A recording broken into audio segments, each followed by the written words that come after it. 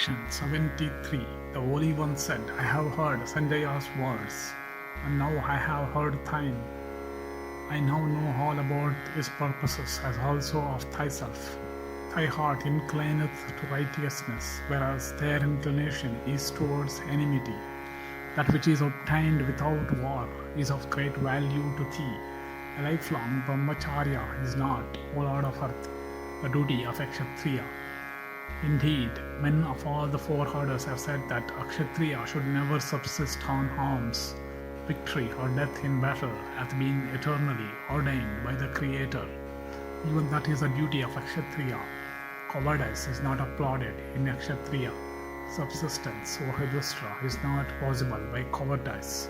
With thou of mighty arms display thy prowess and vanquish, O chastiser of foes, thy enemies.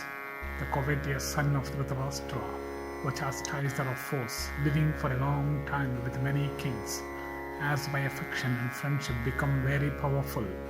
Therefore, O king, there is no hope of his making peace with thee. They regard themselves strong, having Bhishma and Drona and Kripa and others with them. As long, O king, as thou, O grinder of foes, will behave with them mildly, they will withhold thy kingdom, neither from compassion, nor from mildness, nor from a sense of righteousness, will the sons of Dhritarashtra, O chastiser of foes, fulfill thy wishes. This, O son of Pandu, is another proof that they will not make peace with thee, having pained thee so deeply by making thee put on a kaupina. They were not stung with remorse in the very sight of the grandsire Bhishma and Drona and the wise Vidura, of many holy Brahmanas, the king, the citizens, and all the chief Kauravas. The cruel Duryodhana deceitfully defeating thee at dice. Thee that are charitable, gentle, self-restrained, virtuous, and of rigid vows, was not, O king, ashamed of his vile act. Do not, O monarch, show any compassion for that wretch of such disposition, that deserved death at the hands of all. How much more than of thee, O Bharata? O Bharata, with what improper speeches did Duryodhana with his brothers filled with gladness, and indulging in many a boast, afflict thee with thy brothers. He said, the Pandavas now have nothing of their own in his wide earth.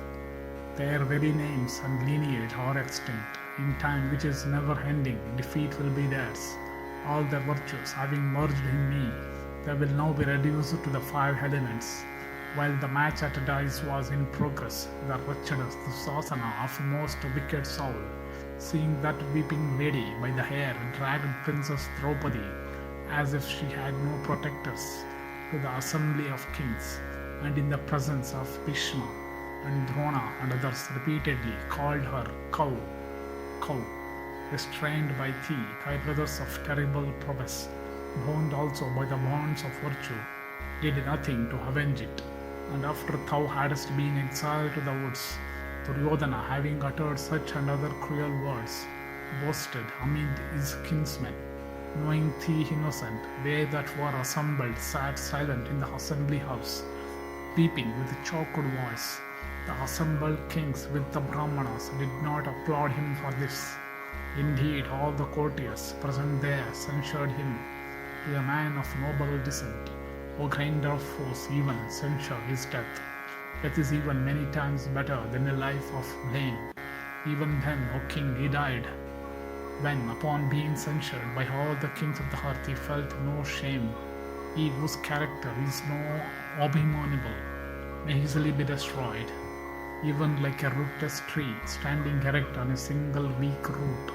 The sinful and evil-minded Duryodhana deserveth death at the hands of everyone, even like a serpent. Slay him, therefore, O killer of foes, and hesitate not in the least. It behoveth thee, O sinless one, and I like it too, that thou shouldest pay homage unto thy father Dhritarashtra, and also unto Bhishma. Going thither, I will remove the doubts of all men who are still undecided as to the wickedness of Duryodhana.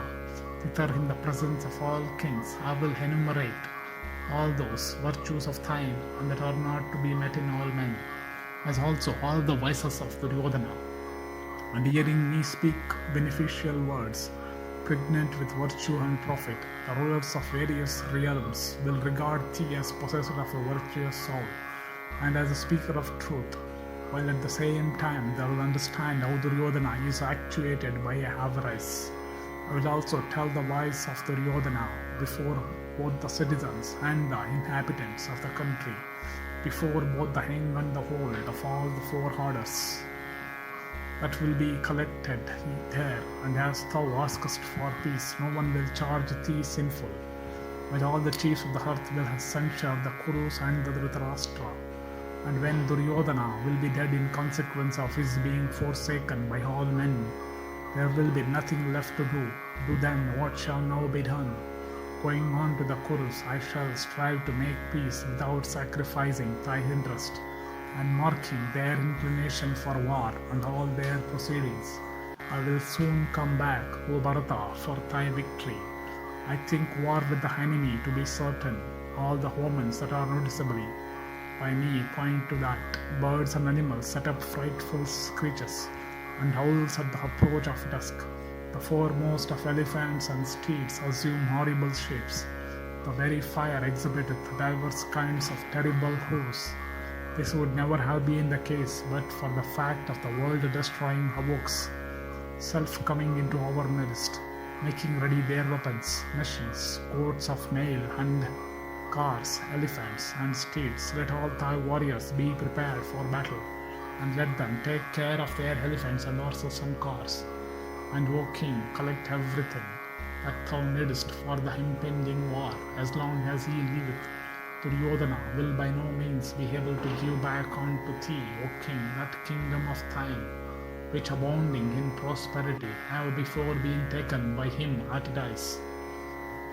Thus endeth section 73 in the